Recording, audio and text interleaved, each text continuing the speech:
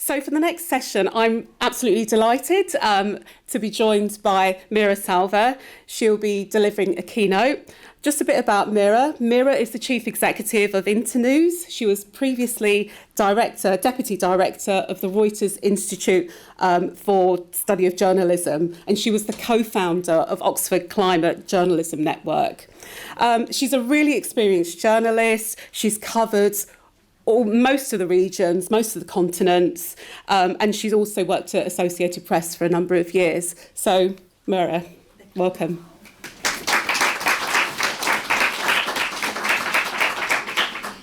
Thank you, and thank you so much, Vivian, for the introduction, and I'm so happy to be here. I'll just say a few words about myself. I'm the Chief Executive of Internews Europe, which is a not-for-profit that supports independent journalism around the world, in particularly places where press freedom is under really acute attack.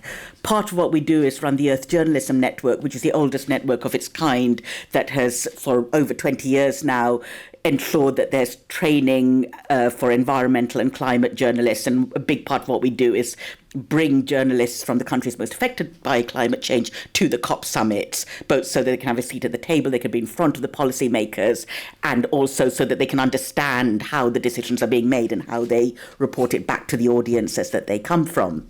I have been a journalist for over 25 years. I see myself still as a journalist. Journalists are essentially my favorite people to work with, partly because they get things done very quickly. They see the truth of the matter. They're incredibly determined. And the thing that's worried me for decades is the risks they take, and the risks I took, really, looking back at it. I was a reporter out in sub-Saharan Africa. I was based in Nairobi, and I remember covering the Darfur crisis in about 2004, 2005. And it was a story of conflict and of forced migration in many ways. And what was really clear at the time is that it was also a climate story. It was a story about desertification and declining resources and the battle for resources. And at the time, we didn't really have the framing to say, this is climate change. The landscape is changing and it is fueling these conflicts. And it's something that we definitely are seeing now in much of the world. But the climate story has been around with us for decades. And what I wanted to look at here is to ask really three questions. Why are we here? Well, because the climate story is now upon us. The message that scientists have been saying for decades, that we're going to start seeing radical changes to our lifestyles and we're going to have to adapt and mitigate the effects of climate change, we're there. We're absolutely there. Europe in particular, the rate of global warming in Europe is faster than the rest of the world. We are seeing vast parts of the southern Mediterranean affected annually by floods, wildfires. It's affecting the tourism industry. It's affecting people's lives.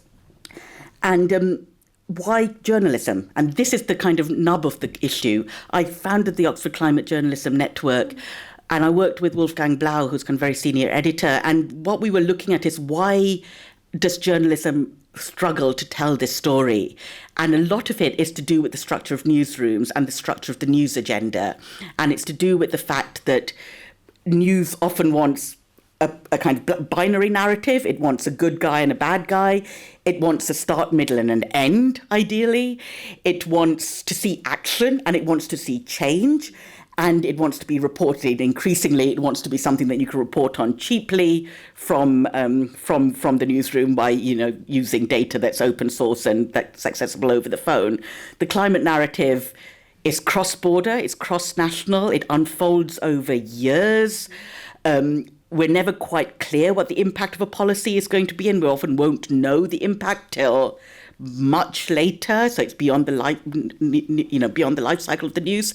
And there's also a very curious attitude in newsrooms that it's something for the kids. And I remember David Cameron, we're in Britain, we've had a kind of series of political upheavals.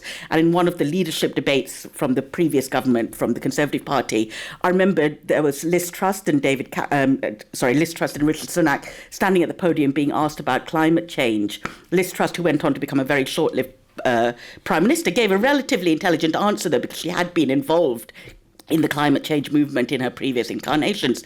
Rishi Sunak just gave the most extraordinarily baffling answer saying, oh, yes, my children are very into recycling. They're always nagging me to recycle, and they feel very passionately about it. It was infantilizing. It was spectacularly missing the point.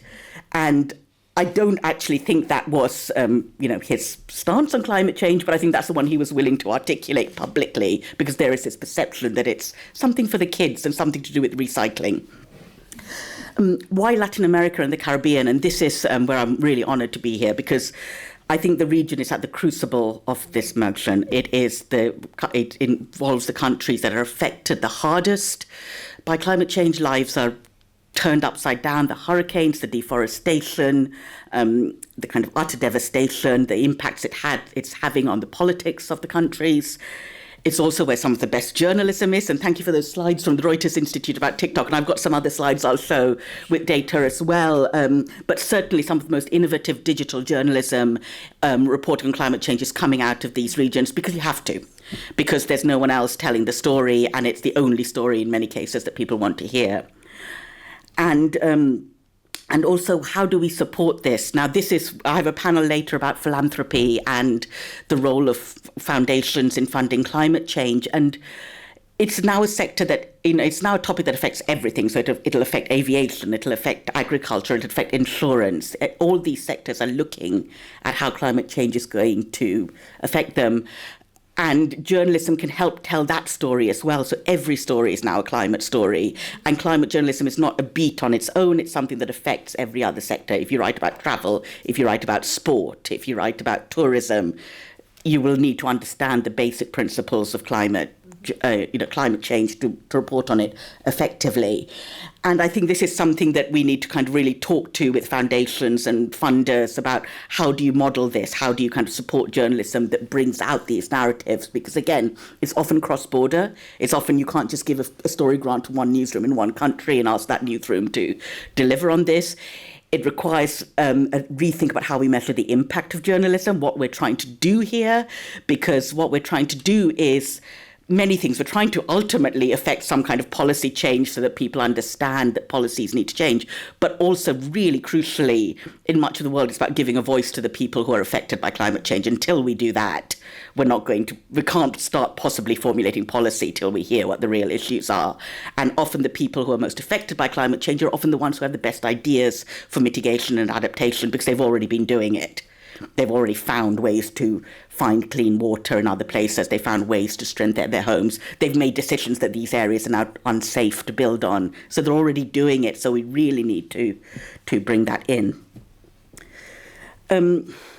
It's also a place, climate change, sadly, where there is no shared narrative. And this is really disturbing. It's become an area where misinformation is rife. It's become a hugely polarizing issue. It's become somehow woven into the culture wars and identity politics. So your stance on whether this happens or not also affects your stance on your politics, on your attitudes to sexuality. It's kind of been thrown into a bucket, and that's also a little bit insane, because it's literally about the air that we breathe, and we all breathe this air as human beings. So we really need to work on how do we report on this issue without allowing it to be dragged into and co-opted into these culture wars. And, we had the G20, one of the big initiatives this week, actually, out of the G20, is that Brazil, the UN and UNESCO have kind of launched a global initiative for integrity on information integrity on climate change.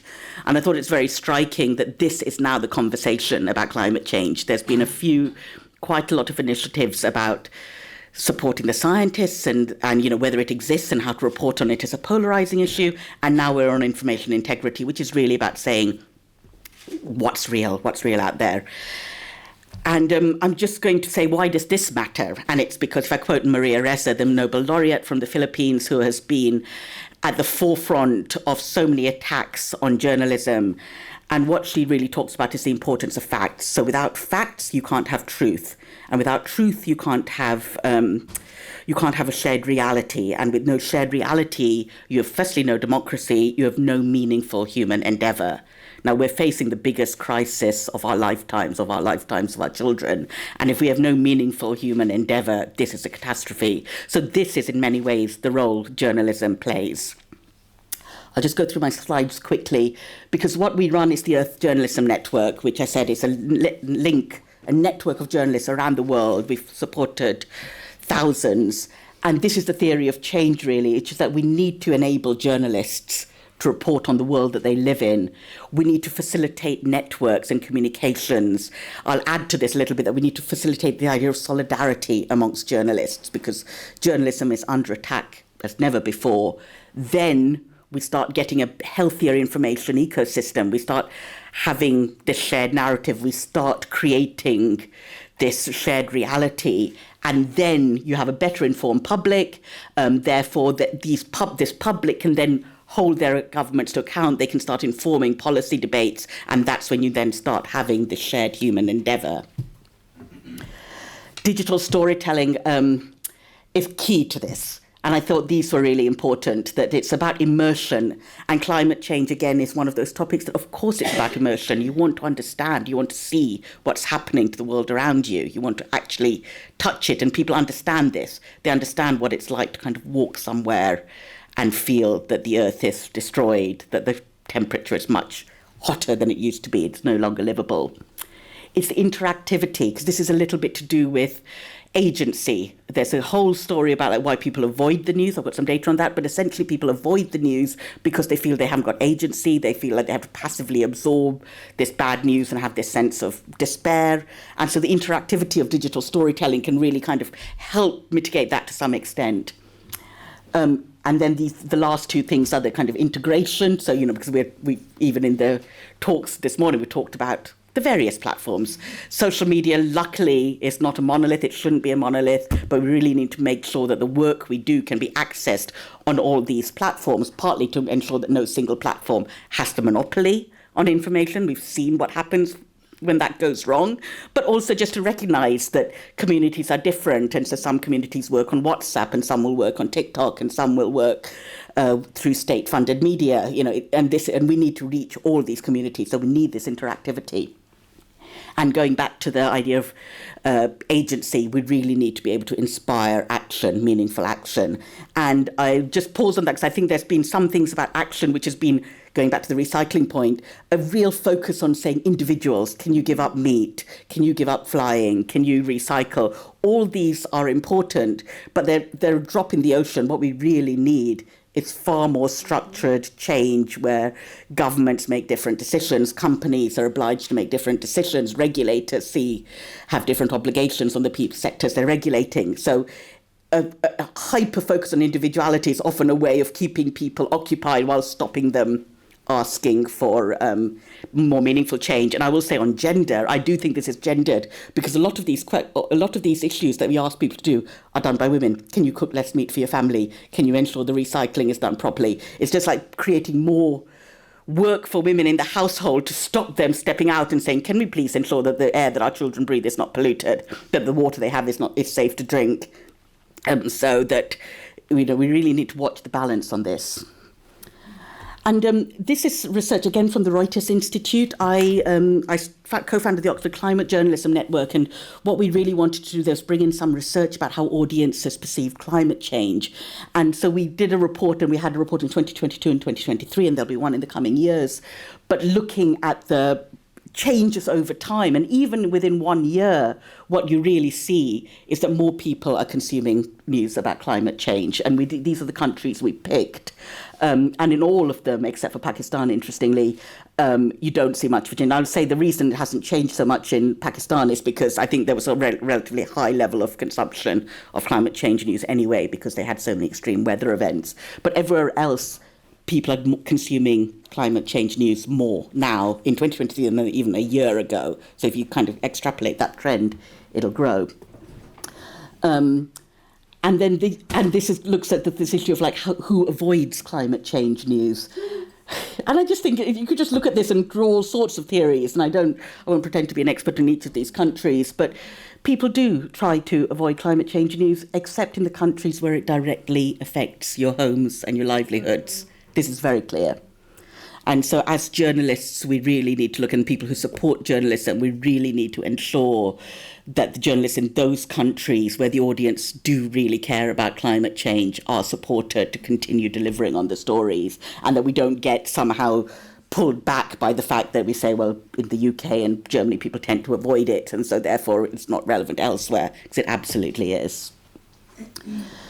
And this I thought was interesting. Who do you speak to about climate change? And again, the countries, and France, I would say, has had is relatively higher in Western Europe because they've had extraordinary wildfires in the south of France that have really, and French people tend to vacation in the south of France, they vacation in their own country, and so it's something that's really affected them. But in the other countries, it's where again it's just had such an impact. You can't avoid speaking if you live in Delhi.